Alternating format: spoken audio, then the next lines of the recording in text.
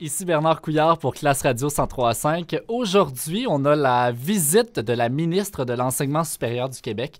Ce n'est pas une ministre ordinaire, c'est notre ministre. C'est elle qui travaille sur nos enjeux étudiants. Hélène David, merci de prendre de votre temps aujourd'hui pour nous parler. Ah, ça me fait un grand plaisir d'être ici.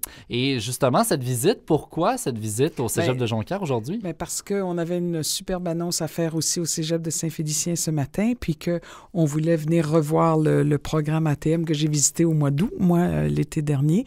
Je fais la visite, je viens le plus souvent possible en région. Je viens voir... je veux tout savoir sur les programmes, les besoins, la clientèle, les étudiants, le recrutement, les besoins. Alors, à chaque fois que je viens, c'est un ressourcement pour moi. Et puis, je repars avec évidemment des suivis, avec des demandes. Cette bonne nouvelle à Saint-Félicien, qu'est-ce que c'est? Ah, la bonne nouvelle, c'est qu'on a annoncé 2 millions de dollars pour rénover, agrandir le pavillon pour technique de santé animale. Et je vous dis que c'était pas un luxe. Ça ne sera pas un luxe parce qu'ils sont vraiment, vraiment installés. Ils formaient 30 étudiants avant dans un programme d'1 an. Ils ont 120 étudiants dans un programme de 3 ans. Essayez d'imaginer comment ils sont trop limités dans l'espace. Alors, on va pouvoir faire avec cet argent-là, qui est un argent du fédéral, du provincial, dans un programme d'investissement stratégique. Et le Cégep contribue aussi. Donc, c'est une très belle nouvelle. Vous êtes aussi ici demain pour une journée de réflexion sur les violences à caractère sexuel sur les campus. Comment vous expliquez qu'on a un problème de culture du viol en 2017 lorsqu'on a tous eu une éducation sexuelle adéquate et qu'on sait très bien que l'homme et la femme là, sont égaux? Écoutez, c'est une longue question. On veut être avec les meilleures pratiques possibles. On veut être les plus progressistes possibles au Québec et aux États-Unis. Même l'ex-président Barack Obama avait ordonné lui-même non seulement une étude sur la question des agressions sexuelles ou toute la question de la prévention, de la sensibilisation aux violences à caractère sexuel, et après ça, il a passé une loi pour obliger les campus universitaires à se doter d'une politique, se doter de bonnes pratiques de sensibilisation et d'intervention. Alors, il y a d'autres provinces qui l'ont fait déjà aussi au Canada, dont l'Ontario récemment. Et avec les derniers événements qui se sont passés, c'est souvent la suite d'événements, malheureusement, mais qui peuvent donner une matière à réflexion. Et moi, je me suis dit, je pense qu'il est temps de se parler collectivement de cette question-là, d'avoir donc une conversation nationale sur cette question-là. Et donc, j'ai décidé qu'on irait dans 5 régions différentes, qu'on parlerait de cette question-là, puis qu'on élaborerait une loi cadre pour dire ce que nous voulons collectivement pour mieux prévenir, intervenir et sécuriser les campus. Vous disiez que vous aimez venir nous voir au Cégep pour connaître nos besoins. Madame David, une étude démontre que plus du tiers des élèves au collégial vivent de l'anxiété. Le pourcentage est même plus grand chez les filles. Est-ce que le taux d'obtention le taux d'obtention en fait de diplôme chez les filles a chuté même? Qu'est-ce que notre gouvernement fait pour améliorer la situation? Écoutez, vous me prenez dans mes cordes sensibles qui été psychologue pendant de très nombreuses années, qui a enseigné moi-même la psychologie pendant de nombreuses années et qui a fait beaucoup de psychothérapie, donc des traitements de troubles anxieux, j'en ai rencontré. Et la question est large. C'est la question, là, on va faire une question de genre. Des fois, pourquoi les filles se donnent de tels barèmes de perfection? Parce que je pense qu'il y a quelque chose au niveau de de vouloir être bonne à tout prix dans toutes les conditions. Puis des fois, ça serait pas un peu de la faute de la cotère, cette pression-là? Par exemple, je vous fais une mise en situation. Oui. Je fais ma première session au cégep. Ma transition est difficile entre secondaire et cégep. C'est la plus difficile session. Exactement. Ma cotère, elle fige à 22. Ou je contracte, exemple, une mononucléose en milieu de parcours scolaire, ma cotère flanche. Oui. Est-ce que ce simple là, nombre... Là, on tombe dans autre chose. Et puis là-dessus, moi, je veux intervenir sur la question, effectivement, des maladies en cours parce que, effectivement, une maladie ou un deuil d'un parent ou un accompagnement d'un parent très malade, il peut y avoir des situations dans lesquelles on veut aider l'étudiant et ne pas nuire à son parcours. Parce qu'il y a des impondérables dans la vie, la maladie, l'accompagnement de parents ou des situations tragiques. Et je pense qu'on doit faire tout en notre pouvoir pour que le règlement d'études collégiales ne nuise pas à cette fameuse cotère, parce qu'on a décidé comme société que la cotère décidait de l'admission à l'université.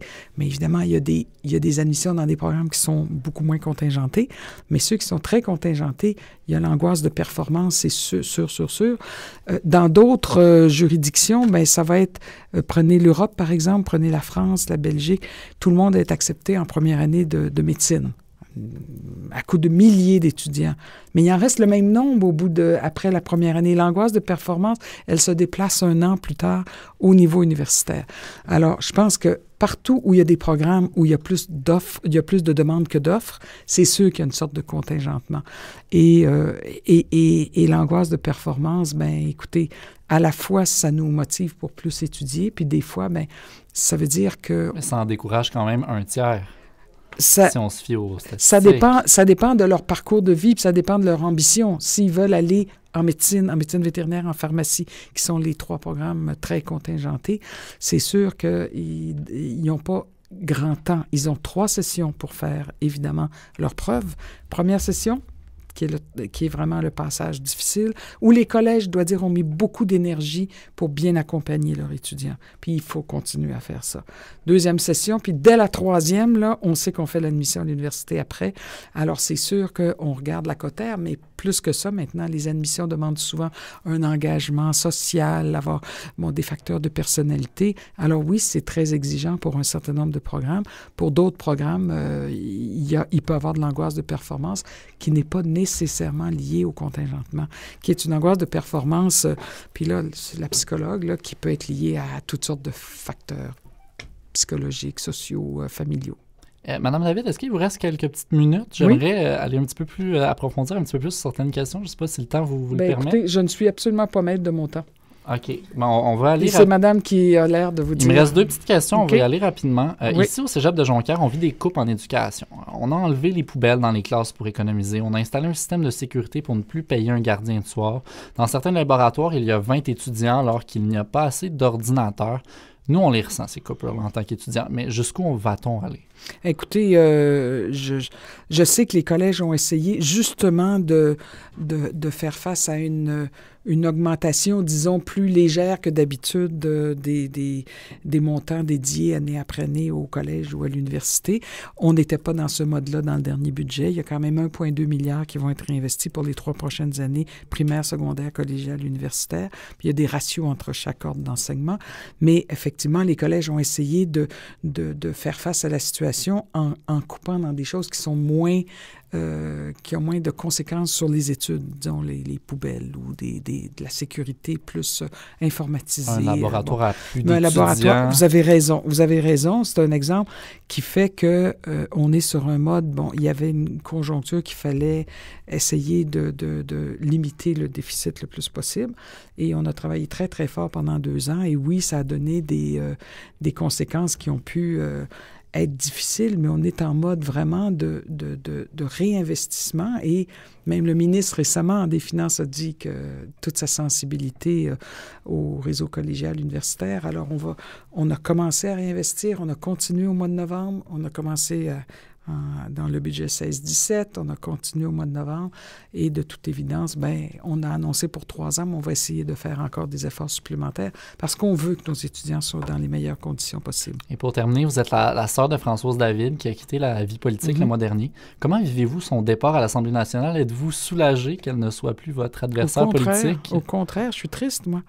J'avais un lien avec ma sœur qui était, vous allez trouver ça spécial, mais plus près même qu'avant parce qu'on était quelque part, vous savez, à l'Assemblée nationale, oui, il y a le côté partisan, puis on voit la période des questions, mais il y a aussi un côté très humain. Les gens se parlent, hein, et moi, je parlais avec ma sœur, et puis je la voyais plus que je ne l'ai jamais vue dans ma vie, et je voyais bien qu'elle était peut-être plus fatiguée qu'avant, et là, on est revenu la semaine dernière, puis pour moi, c'était un siège vide. J'étais triste de ça. Alors, on s'est envoyé des textos, comment ça va. Est-ce que c'est plus dur pour une femme en politique?